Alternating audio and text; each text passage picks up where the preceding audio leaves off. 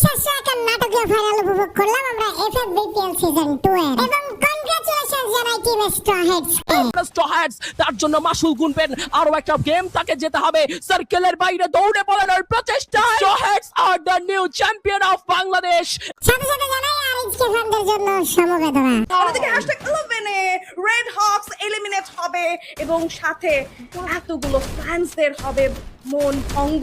Red হকসের মতো world class team যাদের দিকে তাকিয়ে থাকে সমস্ত দর্শকরা সেই রেড হকস এই টুর্নামেন্টে চ্যাম্পিয়ন হওয়া তো দূর পরপর 4টা ম্যাচ খেলেও রেড হকসের চ্যাম্পিয়ন রাশ পর্যন্ত অ্যাক্টিভ করতে পারে নাই যেখানে রেড হকসের আগে পরপর 4টা টিম তাদের চ্যাম্পিয়ন রাশ অ্যাক্টিভ করে ফেলেছে সেখানে 4 নম্বর ম্যাচে গিয়েও রেড হকস তাদের চ্যাম্পিয়ন রাশ অ্যাক্টিভ করতে পারে নাই ইভেন ফাইনাল ম্যাচে টপ 5 অ্যাচিভ করতে পারে না রেড হকস তিন দিন কি হচ্ছে রেড হকসের কি ডেডিকেশনের ঘাটতি নাকি তাদের কনসিস্টেন্সি ঘাটতি নাকি সমস্ত সোশ্যাল মিডিয়াতে যেটা বলতেছে সেটাই আসলে সঠিক যে রেড হকস টিমে আরএইচকে ফ্লিকারের ঘাটতি কেন বারবার এত চেষ্টা করার পরেও ওয়ার্ল্ড ক্লাস একটা IGL RHK blade red Hawks টিমে থাকার পরেও কেন আমরা রেড হকসের আগের পারফরম্যান্সটা ফিরে পাচ্ছি না কেন ব্যর্থ হচ্ছে বারবার রেড হকস কেন তারা কামব্যাক দিতে পারছে না আর কেনই বা রেড হকস এটা স্বীকার করছে না অনেকে বলছে রেড হকস নাকি আগের জায়গায় আর ফিরতেও পারবে না আসলে কি তাই না গাইস তোমরা যেটা ভাবছো আসলে এমনটা নয় বাস্তবতা আসলে একটু অন্যরকম কি সেই হার্শ রিয়েলিটি কি প্রবলেম হচ্ছে বারবার রেড হকসের মধ্যে কেন রেড হকস বারবার চেষ্টা করে নিজেদেরকে মেলে ধরতে পারছে না আর সত্যি কি বর্তমানে রেড হকস ফিল্কারের কমতি ফিল করছে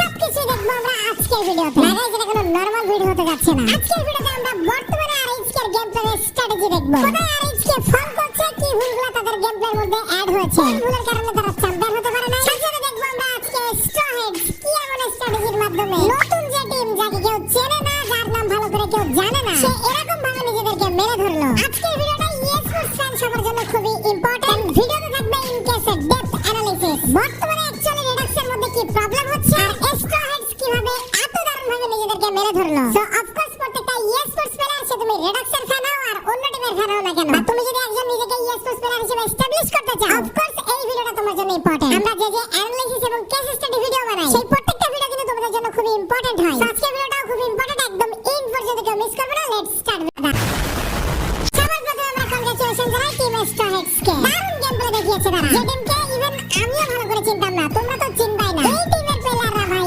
এমন একটা পারফরম্যান্স দিছে যেটা সত্যি তোমাকে মুগ্ধ করবে তবে স্ট্র হেডসের এই চ্যাম্পিয়ন হওয়ার বিষয়টাকে ইএসপোর্টস দুনিয়া একটা নতুন অধ্যায়ের সূচনা করে এটা অবশ্য আমার অনেক ভালো লেগেছে আর সেই নতুন অধ্যায়টা হচ্ছে যে আরএইচকে বা বিডিটপন বাদেও বা যে কোনো টিমকে আমরা সচরাচর চিনি এই টিম বাদেও বাংলাদেশের কোনায় আনাচে কানাচে ছড়িয়ে আছে এমন প্লেয়ার তারা যে কোনো সময় নিজেদেরকে মেলে ধরতে পারে ঠিক এই স্ট্র হেডসের মতো এই বিষয়টা অবশ্যই বাংলাদেশ ইএসপোর্টসের জন্য খুবই একটা দারুণ সুখবর কারণ যত ভালো প্লেয়ার দিন দিন নিজেদেরকে মেলে ধরবে তত ভালো আমরা স্ট্র একটা লবি পাবো দেশের ইএসপোর্টস তত দিন দিন এগিয়ে যাবে তো স্ট্র হেডস নতুন একটা টিম যে চ্যাম্পিয়ন হয়েছে বিষয়টা আমার অনেক ভালো লেগেছে কংগ্রাচুলেশন জানাই আমরা টিম স্ট্র হেডসকে অনেকে আবার তোমরা স্ট্র হেডসকে বলছো এখানে সবাই অ্যাপের প্লেয়ার বলতে তোমাদেরকে একটু বুঝাই ম্যাক্সিমাম যে সমস্ত প্লেয়াররা যারা অ্যাপ ভিত্তিক ইএসপোর্টস খেলে অর্থাৎ দেখবা বিভিন্ন অ্যাপে প্রতিনিয়ত টুর্নামেন্ট খেলা হয় সেরকম যে সমস্ত প্লেয়াররা অ্যাপ ভিত্তিক টুর্নামেন্ট খেলে তাদেরকে মূলত অ্যাপ প্লেয়ার বলা হয় এখানে তোমরা অনেকে যারা অন্য টিমের ফ্যান তারা স্ট্র হেডসকে ট্রোল করে বলতেছো তারা অ্যাপের প্লেয়ার গাইস তারা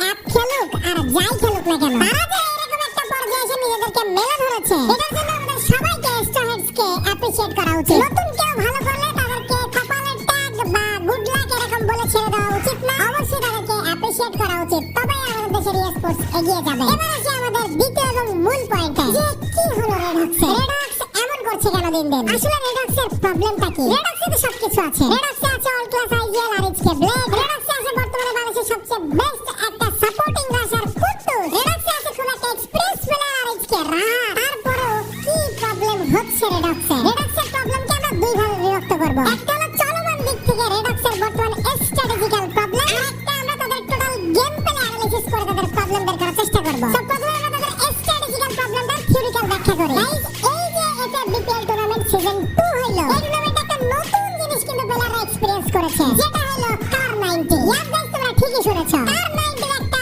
দারুণ ব্যবহার কিন্তু আমরা এই টুর্নামেন্টে দেখেছি স্নাইপার প্লেয়ারদের কাছ থেকে আর যেই কারণটা হচ্ছে বর্তমানে আপডেটের পর থেকে কার 90 এর দারুণ একটা ডিফল্ট এম প্লাস কার 90 এর একটা পার্মানেন্ট ড্যামেজ যেটা আমরা দেখেছি মোটামুটি যে কোনো জায়গা থেকে যে কোনো দূর থেকে যে কোনো প্লেয়ার মোটামুটি যারা প্রফেশনালি স্নাইপার চালাতে পারে তারা একটা শট মারলেই সাথে সাথে সেটা বলতে কানেক্ট হচ্ছে কারণ তার ডিফল্ট এম এবং সাথে সাথে 150 এইচপি চলে যাচ্ছে এনিমি পরবর্তীতে ওই এনিমির কভারে নিরো অথবা সাথে এনিমিকে ডাউন করা যাচ্ছে। এই টুর্নামেন্টে যে সমস্ত টিমে স্নাইপার প্লেয়াররা ছিল তাদের সবাইকে ম্যাক্সিমাম আমরা কার-90 ব্যবহার করতে দেখেছি। এই কার-90 একটা দারুণ অ্যাডভান্টেজ পেয়েছে এই টুর্নামেন্টে, যেটার কমতি ছিল আরএইচকে টিমে। কারণ বর্তমানে আমরা সবাই জানি রেডক্সে প্রফেশনাল কোনো স্নাইপার প্লেয়ার নাই। যে ছিল আরএইচকে ফ্লিকার, যে আমার অল টাইম ফেভারিট প্লেয়ার, সে কিন্তু বর্তমানে আরএইচকে থেকে বের হয়ে গেছে এবং বর্তমানে ইএক্সজি হয়ে খেলছে। এবং ইএক্সজি হয়ে কিন্তু ফ্লিকার দারুণ পারফরম্যান্স দিচ্ছে এবং এই ইএক্সজি কিন্তু 4 নম্বর ম্যাচে রেডক্সকে টোটালি ওয়াইপ আউট করে দেয়, যেখান থেকে রেডক্সের চ্যাম্পিয়ন হওয়ার স্বপ্ন একেবারে ভেঙে যায়। তো যাই হোক, চলে আসি আমরা আমাদের মূল কথায়, যেটা বলছিলাম যে কার-90 এর দারুণ একটা ব্যবহার আমরা দেখেছি এই টুর্নামেন্টে, যেটার কমতি আমরা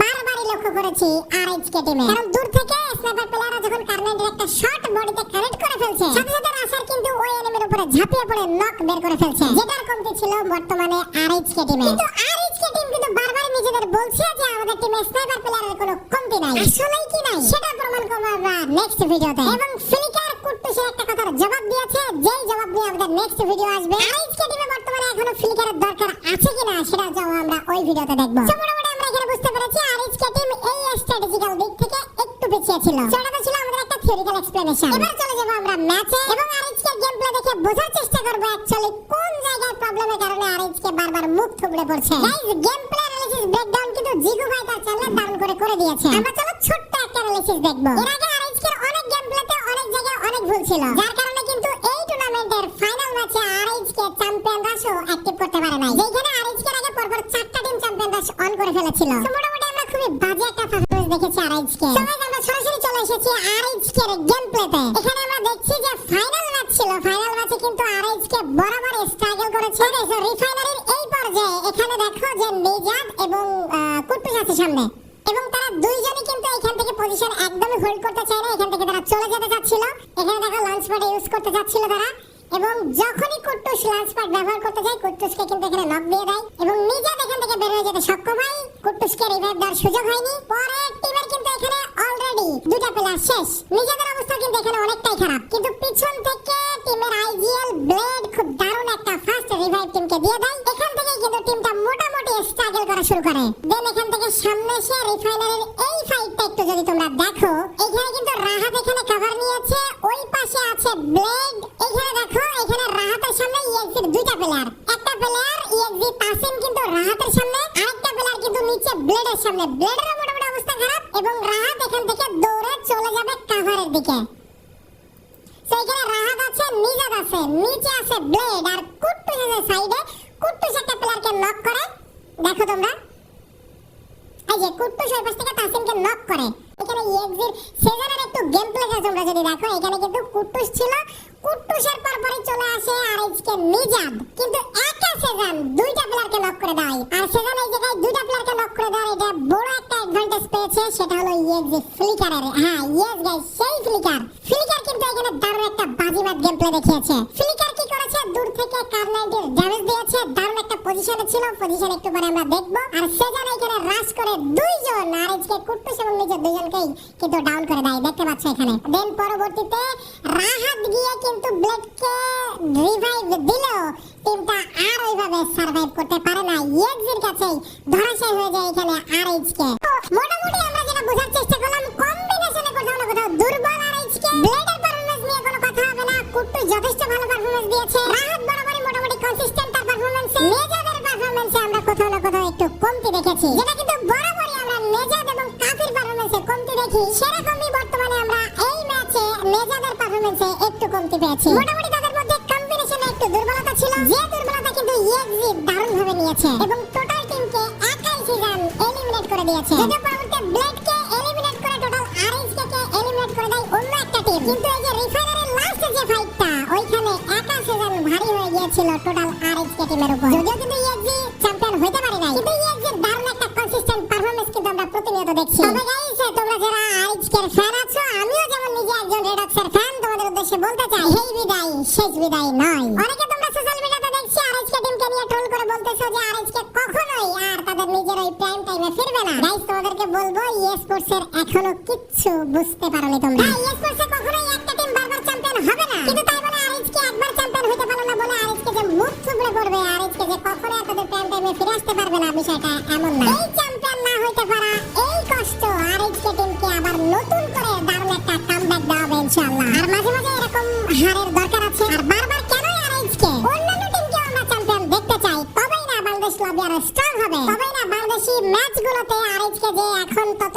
সিরিয়াসলি নেয় না। সেই বাংলাদেশি ম্যাচগুলো, বাংলাদেশি লবিগুলো যত স্ট্রং হবে আরএইচকে তত কিন্তু বাংলাদেশি ম্যাচগুলোকে আরো স্ট্রং ভাবে নেবে। ওয়েট করব আমরা সবাই আরএইচকে দারুণ একটা কামব্যাকের জন্য। আর আরএইচকে বর্তমান যে পারফরম্যান্স তোমরা দেখছো, এই পারফরম্যান্সে তোমাদের কি মনে হয় আরএইচকে টিমে কি একটা স্নাইপার প্লেয়ার দরকার কিনা, সেটা তোমরা কমেন্ট বক্সে কমেন্ট করে তোমাদের মতামত জানাতে পারো। যদিও কুট্টুস কিন্তু বলেছে যে স্নাইপার প্লেয়ার যদি দরকার হয় ওয়ার্ল্ড ক্লাস কোনো স্নাইপার প্লেয়ার বাংলাদেশে নাই। যদি ওয়ার্ল্ড ক্লাস কোনো স্নাইপার প্লেয়ার বাংলাদেশে দেখে তখন কিন্তু আরএইচকে আবারও হয়তো বা তাদের টিমে একটা স্নাইপার প্লেয়ার ইনক্লুড করতে পারে। কুট্টুসের সেই কথার জবাব আমরা নেক্সট ভিডিওতে দেখব, যেটা দিয়েছে ফ্লিকার। আজকের এই ইম্পর্টেন্ট ভিডিওটা তোমাদের কাছে কেমন লেগেছে, আরএইচকে টিমের কমতি কোন জায়গায়, সেই সম্পর্কে তোমরা কমেন্ট বক্সে কমেন্ট করে জানাতে পারো। আর তোমরা যারা আরএইচকে ফ্যান আছো তোমাদেরকে বলবো ভাই কোনোভাবেই নিরাশ হও না, ইনশাআল্লাহ খুব দ্রুতই দারুণ একটা কামব্যাক করবে আরএইচকে। আরএইচকে অল ক্লাস ছিল, অল ক্লাস আছে এবং অল ক্লাসই থাকবে। আমরা নেক্সট এফএফডব্লিউএস আসলে অবশ্যই আরএইচকে এর সেই ডমিনেটিং পারফরম্যান্স আবারো দেখতে পাবো। হতাশ হওয়ার কিছু নাই, এটা ই-স্পোর্টসের একটা নিয়ম। তবে টিম এসএইচ যে দারুণ গেমপ্লে দেখিয়ে এই পর্যায়ে এসেছে, এক্সট্রা হেডসকে তার জন্য কংগ্রাচুলেশনস জানিয়ে আজকের ভিডিও শেষ করছি। ভিডিওটা এই পর্যন্ত থেকে তোমাদের যাদের মনে হয়েছে ভিডিওটা ইনফরমেটিভ, তারা ভিডিওতে এখন একটা লাইক করো, ভিডিওটা শেয়ার করো তোমার সেই সমস্ত বন্ধুদের কাছে যারা আরএইচকে টিমের ফ্যান বা যারা আরএইচকে টিমের হেটার, তাদের সবার কাছে ভিডিওটা শেয়ার